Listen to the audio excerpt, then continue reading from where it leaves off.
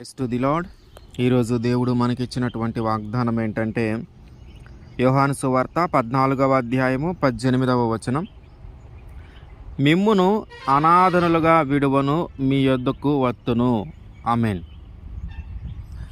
మన తండ్రి మనల్ని వదిలిపెట్టి వెళ్ళిపోయినా, మన తల్లి మనల్ని వదిలిపెట్టి వెళ్ళిపోయినా, మన అన్నదమ్ములు మనల్ని వదిలిపెట్టి వెళ్ళిపోయినా, మన అక్క చెల్లెళ్ళు మనల్ని వదిలిపెట్టి వెళ్ళిపోయినా, మన స్నేహితులు మనల్ని వదిలిపెట్టి వెళ్ళిపోయినా, మన బంధువులు మనల్ని వదిలిపెట్టి వెళ్ళిపోయినా, ఈ లోకంలో ఉన్న వారందరూ నిన్ను వదిలిపెట్టి వెళ్ళిపోయినా, నా అనుకున్న వాళ్ళందరూ నిన్ను వదిలిపెట్టి వెళ్ళిపోయి నువ్వు అనాథగా ఉన్నటువంటి స్థితిలో కానీ ఉంటే, యేసుక్రీస్తు వారు అంటూ ఉన్నారు, నేను నిన్ను విడువను, నేను నీ దగ్గరికి వచ్చి నీతోనే ఉంటాను, నేను నిన్ను అనాథలుగా విడువను.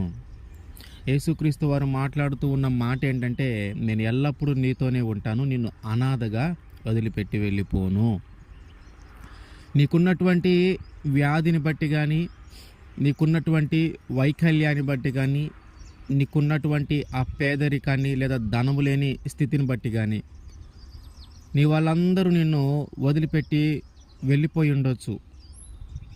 ఆ వ్యాధికి తగ్గదు, ఇతని వల్ల ఎట్లాంటి ఉపయోగం లేదని, వీడు కుంటివాడు, గ్రుడ్డివాడు, వీడి వల్ల ఎట్లాంటి ఉపయోగము లేదు అని, వీడు పేదరికంలో ఉన్నాడు, వీడి దగ్గర ధనమేమి లేదు, ఇతని వల్ల మనకి ఎట్లాంటి సంతోషము కలగదని, అనేకమైన కారణాలు మనలో వెతికి వాటన్నిటిని బట్టి కూడా వారందరూ మనకి దూరమైన పరిస్థితులను మనం మన జీవితంలో చూస్తూ ఉంటాం.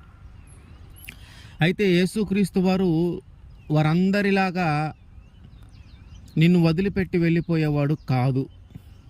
నీ దగ్గర ధనమున్నా లేకపోయినా ఆయన నిన్ను వదిలిపెట్టి వెళ్ళిపోడు. నువ్వు ఒకవేళ ఏదైనా వైకల్యం కలిగి ఉన్న వ్యక్తివైనా ఆయన నిన్ను వదిలిపెట్టి వెళ్ళిపోడు.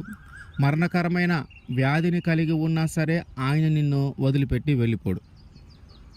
ఆయన చెప్తూ ఉన్న మాట ఏంటంటే, నా అనుకున్న వారు అందరూ నిన్ను వదిలేసి వెళ్ళిపోతే అనాథగా ఉన్నానేమో, అయిన వాళ్ళందరూ ఉన్నారు కానీ అనాథగా ఉన్నానేమో, కొన్నిసార్లు నిజంగానే అనాథగా ఉండవలసిన పరిస్థితి ఉన్నను, యేసుక్రీస్తు వారు నీకు తోడుగా ఉంటాడు, ఆయన మాత్రం నిన్ను అనాథగా వదిలిపెట్టడు.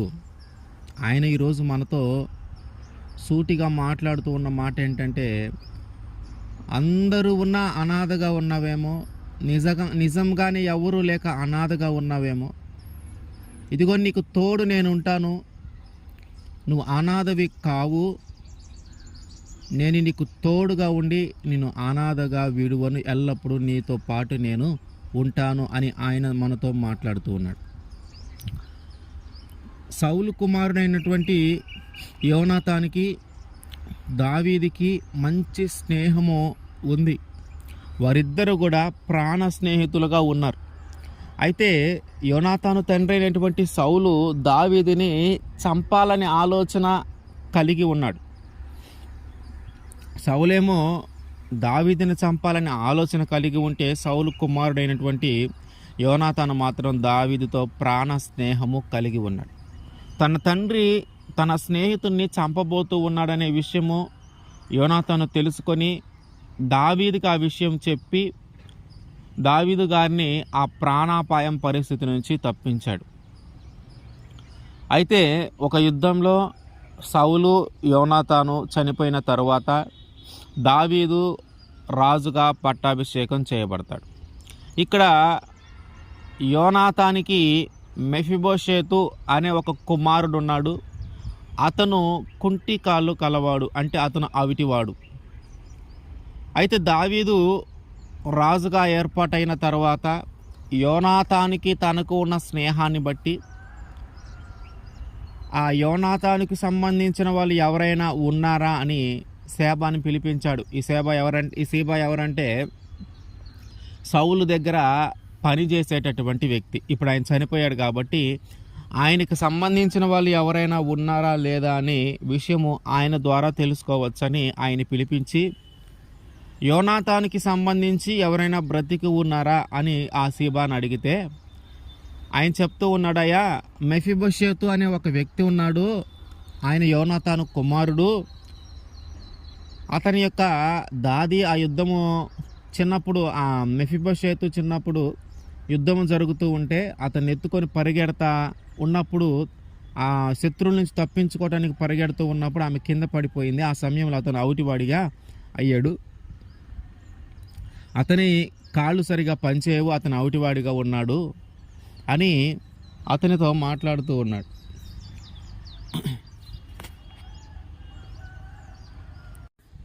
మెఫీబోషెతు యొక్క పరిస్థితి ఏంటి అంటే, తండ్రి లేడు, తల్లి లేదు, రాజు తర్వాత రాజుగా ఉండాల్సినటువంటి వ్యక్తి. అంటే సౌలు తర్వాత యోనాతాను తర్వాత మెఫీబోషెతు కావాలి. అంటే ఒక రాజుగా ఏర్పాటు చేయబడాల్సినటువంటి వ్యక్తి, లేదా రాజు యొక్క కుమారులుగా ఎంచబడి ఒక గొప్ప స్థానము, ఒక గొప్ప అధికారము కలిగి ఉండవలసినటువంటి వ్యక్తి ఇప్పుడు ఎవరూ లేని ఒక అనాథగా ఉన్నాడు. దానికి తోడు అతనికి ఒక వైకల్యం కూడా కలిగి ఉన్నాడు. ఏంటి ఈ పరిస్థితి? తండ్రి లేడు, రాజ్యం లేదు, రాజు కుమారుడిగా ఒక గొప్ప స్థానంలో ఉండాల్సినటువంటి వ్యక్తిని అవటివాడిగా, ఎవరు లేనివారిగా, ఆదరించేవారు నా అనుకున్నవారు ఎవరు లేని వారిగా, తన కింద సేవకులుగా పనిచేసినటువంటి వారి దగ్గర ఉండాల్సినటువంటి పరిస్థితి వచ్చిందని ఆయన పాయింట్ ఆఫ్ వ్యూలో ఆయన దుఃఖపడుతూ ఉన్నాడు. అనుకోకుండా రాజు దగ్గర నుంచి పిలుపు వచ్చింది మెఫీబోషెతుకి. మెఫీబోషెతు రాజు దగ్గరికి, అంటే దావీదు గారి దగ్గరికి వచ్చి మాట్లాడుతూ ఉన్నాడు. దావీదు గారు అంటూ ఉన్నాడు, మెఫీబోషెతు నువ్వేనా అని. అవునయ్యా, నీ సేవకుడినైనా మెఫీబోషెతుని నేనే అని ఈయన అంటూ ఉన్నాడు. ఆయన దావీదు గారు మాట్లాడుతూ ఉన్నాడు, సౌలు అంటే మీ తాత ఎంత అయితే భూమిని సంపాదించాడో ఆ భూమిని అంతా తిరిగి నేను నీకు ఇచ్చివేస్తాను. ఆ భూమిని నువ్వు పండించి సమృద్ధిగా నువ్వు జీవించు. అట్లాగే రాజు బల్ల యొద్ద నీకు ఎప్పుడు కూడా భోజనము ఉంటుంది. నువ్వు ఇక రాజుతో పాటే భోజనం చేయని ఆయనకు ఒక గొప్ప స్థానము కల్పించాడు దావీదు గారు. సీబాను పిలిపించి, ఇదిగో సౌలు యొక్క పొలమంతా కూడా, సౌలు సంపాదించిన భూమి అంతా కూడా నేను మెఫీబోషెతుకి ఇస్తూ ఉన్నాను. ఆ పొలాన్ని మీరు సేద్యం చేసి దాంట్లో మీరు వ్యవసాయము చేసి అతన్ని పోషించండి అని సీబాకి చెప్తాడు. అంటే అందరూ వదిలిపోయి అనాథగా, ఒక అవిటివాడిగా, ఇంక ఏ పరిస్థితుల్లోనూ నా జీవితం బాగుపడదు అనుకున్న స్థితిలో ఉన్న మెఫీబోషెతుని దేవుడు గుర్తించి దావీదు గారి ద్వారా అతనికి తిరిగి తన తాత యొక్క పొలమును, తన తాత యొక్క భూమిని ఇప్పించి, అట్లాగే రాజు కుమారులలో ఒకరిగా ఎంచబడి, అంటే ఇప్పుడు దావీదుకున్నటువంటి ఆ కుమారులందరితో పాటు మెఫీబోషెతు కూడా వారితో పాటు భోజనం చేయటం. రాజు ఏది తింటే అదే మెఫీబోషెతుకి, రాజు కుమారులు ఏది తింటే అది కూడా అదే మెఫీబోషెతు తినేవాడు.